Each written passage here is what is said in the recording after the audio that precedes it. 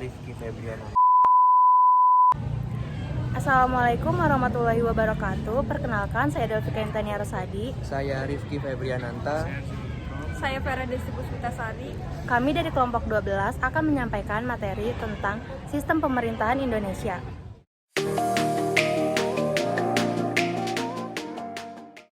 Sistem pemerintahan Indonesia pada masa kolonial Barat.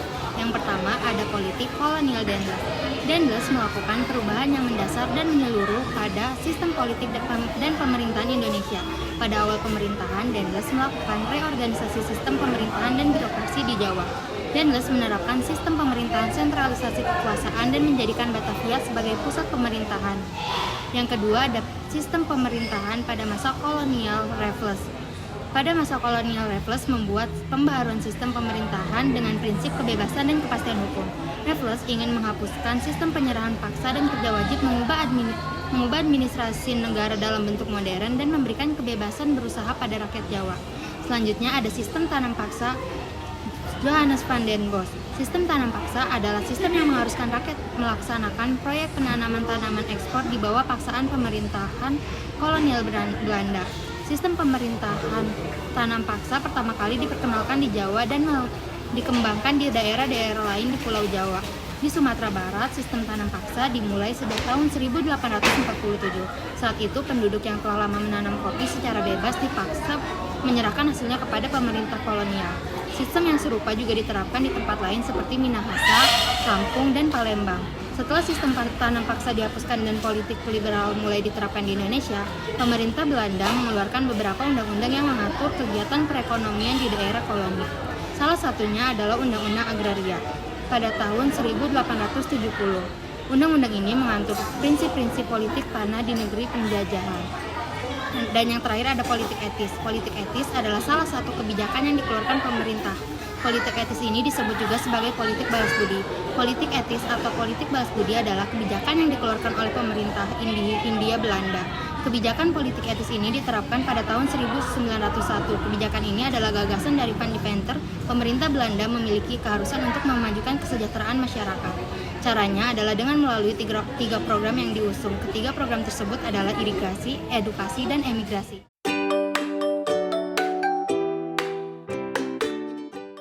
Sistem pemerintahan pada masa penjajahan Jepang di Indonesia.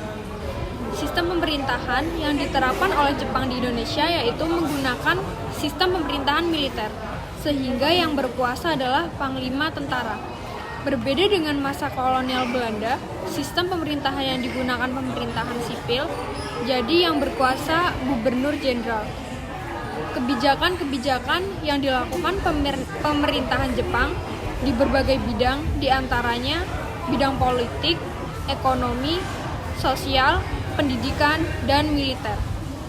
Pendidikan militer Jepang di Jawa sifatnya hanyalah sementara, yang sesuai dengan Osamu Seirei nomor 1 pasal 1 yang dikeluarkan tanggal 7 Maret 1942 oleh Panglima Tentara ke-16.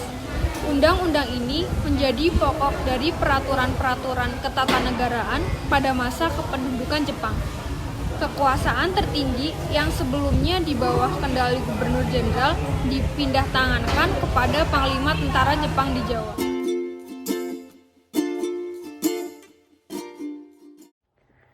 Sistem presidensial di Indonesia. Saat ini, Indonesia menganut sistem presidensial untuk pemerintahannya. Pelaksanaan itu tidak luput dari 3 pembagian kekuasaan atau bisa disebut dengan trias politika, legislatif, yudikatif, dan eksekutif yang lekat dengan sistem presidensial. Sayangnya, praktik presidensial di Indonesia hanya baru terjadi pada pengembangan sistem. Dalam pelaksanaannya, peran presiden semakin kalah dan lemah membandingkan dengan DPR selalu legislatif. Bahkan pembagian 3 kekuasaan pun tidak absolut seperti trias politika, tetapi terbagi ke dalam 4 pembagian kekuasaan. Sistem presidensial atau disebut juga dengan sistem kongresional merupakan sistem pemerintahan negara republik di mana kekuasaan eksekutif dipilih melalui pemilu dan terpisah dengan kekuasaan legislatif. Untuk disebut sebagai sistem presidensial, bentuk pemerintahan ini harus memiliki 3 unsur, yaitu yang pertama presiden dipilih rakyat, yang kedua presiden secara bersamaan menjabat sebagai kepala negara dan kepala pemerintahan, dan dalam jabatan ini mengangkat pejabat-pejabat pemerintah yang terkait. Yang ketiga, presiden harus dijamin memiliki kewenangan legislatif oleh UUD atau konstitusi. Dalam sistem presidensial, presiden memiliki kedudukan yang relatif dan kuat. Tidak dapat dijatuhkan karena rendah subjektif seperti rendahnya adukan politik. Namun, masih ada mekanisme untuk mengontrol presiden. Jika presiden melakukan pelanggaran konstitusi, pengkhianatan terhadap negara, dan terlibat masalah kriminal, kedudukan presiden bisa dijatuhkan. Bila ia diberhentikan karena pelanggaran-pelanggaran tertentu, biasanya seorang wakil presiden akan menggantikan posisi presiden tersebut. Sistem presidensial sendiri mempunyai ciri-ciri sebagai berikut. Yang pertama, menteri-menteri hanya bertanggung jawab kepada kekuasaan eksekutif atau bukan kepada kekuasaan legislatif. Yang kedua, kekuasaan eksekutif tidak bertanggung jawab kepada kekuasaan legislatif. Yang ketiga, kekuasaan eksekutif tidak dapat dijatuhkan oleh legislatif. Yang keempat, dikepalai oleh seorang presiden sebagai kepala pemerintahan dan sebagai kepala negara. Kelima, kekuasaan eksekutif presiden diangkat berdasarkan demokrasi rakyat yang dipilih langsung oleh mereka atau melalui Badan Perwakilan Rakyat.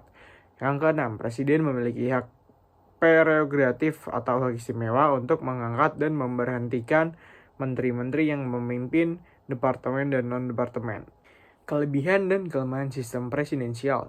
Yang pertama, kelebihan sistem pemerintahan presidensial. Pertama, badan eksekutif lebih stabil kedudukannya karena tidak tergantung pada parlemen. Yang kedua, masa jabatan badan eksekutif lebih jelas dengan jangka waktu tertentu. Yang ketiga, masa pemilihan umum lebih jelas dengan jangka waktu tertentu. Yang keempat, penyusunan program kerja kabinet mudah disesuaikan dengan jangka waktu masa jabatannya. Yang kelima, legislatif bukan tempat pengkaderan untuk jabatan-jabatan eksekutif karena dapat diisi oleh orang luar termasuk anggota parlemen sendiri.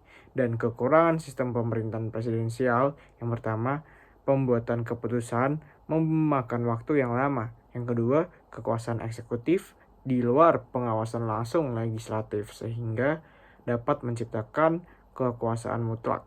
Yang ketiga, sistem mempertanggungjawabkan kurang jelas. Yang keempat, pembuatan keputusan atau kebijakan publik umumnya hasil tawar-menawar antara eksekutif dan legislatif sehingga dapat terjadi keputusan tidak tegas.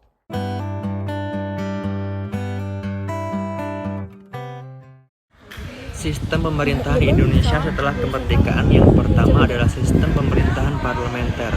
Sistem pemerintahan parlementer adalah sistem pengorganisasian suatu negara dengan memberikan tanggung jawab kepada lembaga legislatif untuk membentuk kabinet kerja serta melakukan pemilihan presiden dan wakilnya. Pada masa demokrasi parlementer, kepala negara atau kepala pemerintahan dipegang oleh Perdana Menteri dan presiden adalah simbol atau kepala negara yang tidak memiliki wewenang untuk menjalankan roda pemerintahan. Masa demokrasi parlementer ini berlangsung mulai tanggal 17 Agustus 1950 sampai 6 Juli 1959. Landasan hukum negara yang digunakan pada masa ini adalah Undang-Undang Sementara tahun 1950. Masa ini ditandai dengan banyaknya partai politik yang berebut pengaruh karena sistem kepartaian yang dianut adalah multipartai. Beberapa partai besar yang terkenal diantaranya adalah Partai Masyumi, PNI, NU, dan PKI. Sistem kabinet yang digunakan adalah zakon kabinet, yang para menterinya berasal dari tokoh-tokoh yang ahli dan tidak berasal dari partai politik. Kabinet ini dipimpin oleh Perdana Menteri, yang beranggotakan menteri-menteri yang bertanggung jawab kepada parlemen. Masa jabatan kabinet tidak diatur dan bisa diganti kapan saja oleh parlemen apabila kerjanya tidak memuaskan. Selama demokrasi liberal sering terjadi pergantian kabinet. Dalam kurun waktu 9 tahun, Indonesia mengalami 7 kali pergantian kabinet. Yang pertama adalah Kabinet Natsir. Masa jabatannya dimulai pada 6 September 1950 sampai 20 Maret 1951. keberhasilan yang dicapai oleh Kabinet Natsir adalah peningkatan atau kesejahteraan perekonomian rakyat. Yang kedua adalah Kabinet Sukiman. Masa jabatannya dimulai pada 27 April 1951 dan berakhir pada 3 April 1952. Yang ketiga adalah Kabinet Wiloko. Masa jabatannya dimulai pada 3 April 1952 dan berakhir pada 3 Juni 1953. Yang keempat adalah Kabinet Ali Sastro Amijoyo I. Masa jabatan ini dimulai pada 31 Juli 1952 sampai 12 Agustus 1955. Prestasi yang diraih oleh kabinet ini adalah dapat menyelenggarakan konferensi Asia Afrika. Yang kelima adalah Kabinet Baharudin Harahap. Masa jabatan kabinet ini dimulai 12 Agustus 1952 sampai 3 Maret tahun 1956. Prestasi yang diraih Kabinet Baharudin Harahap yaitu dapat menyelenggarakan pemilu satu bagi bangsa Indonesia, pengisian jabatan KSAD dan pembubaran Uni Indonesia Belanda. Yang keenam adalah Kabinet Ali Sastro Amijoyo II yang dimulai pada 12 Maret 1956 sampai 14 Maret 1957. Yang ketujuh adalah Kabinet Juanda. Kabinet ini dimulai pada 9 April 1957 dan berakhir pada 5 Juli tahun 1959. Hasil atau prestasi yang telah didapat oleh Kabinet Juanda yaitu yang pertama adalah dapat mengatur kembali batas perairan nasional Indonesia melalui Deklarasi Juanda. Yang kedua, diadakannya musyawarah nasional pembangunan yang bertujuan untuk mengatasi masalah krisis dalam negeri. Yang ketiga, terbentuknya Dewan Nasional sebagai badan yang bertujuan untuk menampung dan menyalurkan pertumbuhan kekuatan masyarakat dan diketuai oleh Presiden. Cukup sekian dari kelompok kami, kurang lebihnya mohon maaf. Terima kasih sudah menonton video kami. Wassalamualaikum warahmatullahi wabarakatuh.